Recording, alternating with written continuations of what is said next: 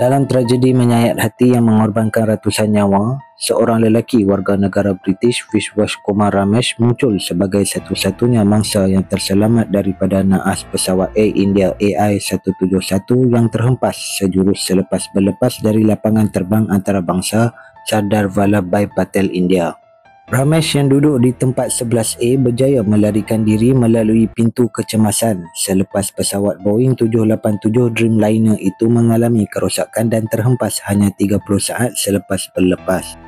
Menurut laporan media tempatan dan Reuters, pesawat yang membawa 242 penumpang itu sedang dalam perjalanan ke lapangan terbang Gatwick, United Kingdom sebelum terputus hubungan dan menjunam ke tanah berhampiran kawasan penempatan penduduk.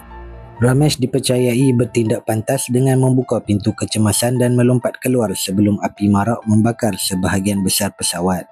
Keadaannya dilaporkan stabil dan kini sedang menerima rawatan serta pemantauan rapi di Hospital Ahmedabad. Pihak berkuasa penerbangan dan keselamatan India sedang menjalankan siasatan terperinci, termasuk meneliti kotak hitam dan sistem pesawat bagi menentukan punca sebenar naas.